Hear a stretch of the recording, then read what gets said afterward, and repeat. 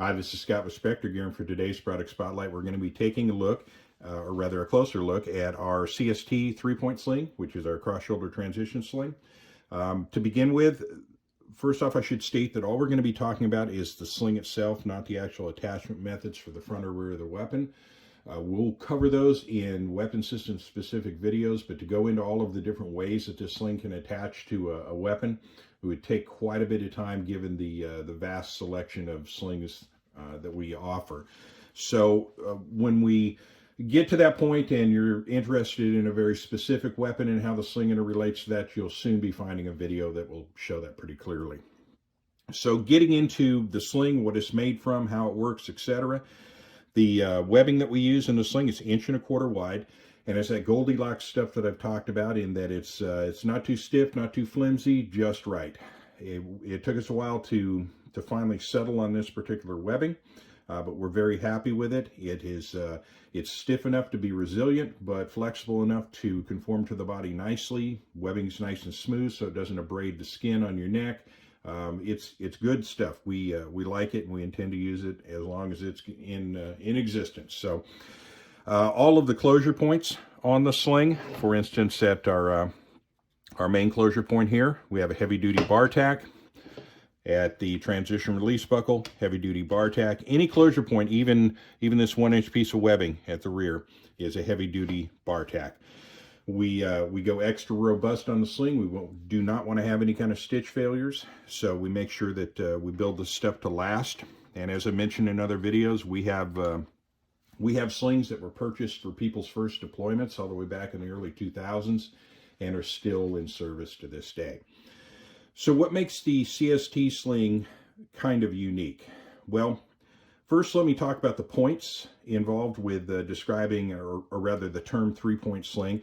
And basically what the point means is the points in which the sling exerts some sort of or form of control upon the weapon or its orientation. So at the rear we have our first point of control, and that of course controls the orientation of the buttstock and the rear of the weapon. Second point of control is at the front of the weapon. That, of course, controls the muzzle and its positioning. The third point of control is at about the 2/3 point, and that controls the actual drop. And what that means is if you have the weapon slung across the front of your body, this controls how far that buttstock is going to hang from your shoulder pocket when the weapon is at rest. Now, what we've done here is we've made that third point of control adjustable on the fly, and we've done it for two reasons. The first reason is if you need to open up some slack on the weapon in a hurry, or rather on the sling in a hurry. Let's say you get yourself into an unusual shooting position and you find you're straining against that sling. All you need to do at that point is just hit that release, and you can actually get yourself some slack immediately and extend that out, and could put you into a better shooting position. But another more important benefit of doing that is moving this third point of control. Again, as I mentioned, it controls the actual drop. If you move this far enough to the rear, what you essentially end up doing is creating the sling into a 1-point sling.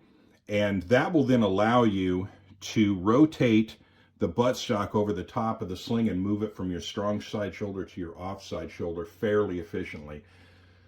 Now what that means is, for instance, if you're a right-handed shooter and you're making a right-handed corner turn, that means you're going to be exposing the left side of your body as you begin to penetrate that corner.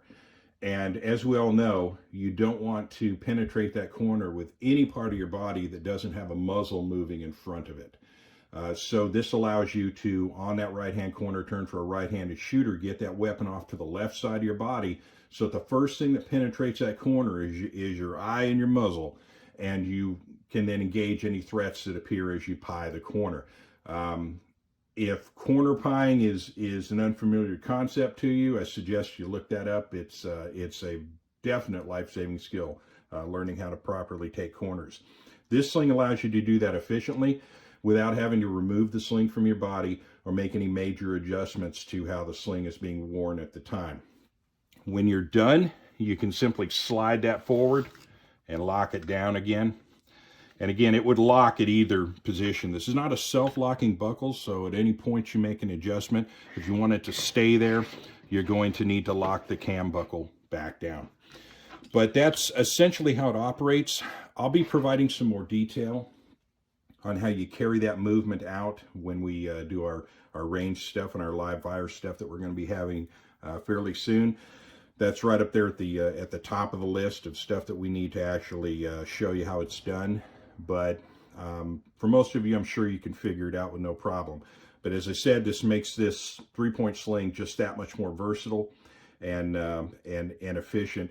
And it actually, you know, the term tactical gets thrown around a lot, and people say, well, you know, it's an overused term, and I agree with that. But also the term tactical actually does apply in this sense, in that rather than just a simple carry strap that just simply supports the weapon when not in use but doesn't do anything to help you fight, this actually does provide support to you and actually help you fight more efficiently with your weapons. So that's why we like that term tacticals, or it's applied here. But I'll save that for another day.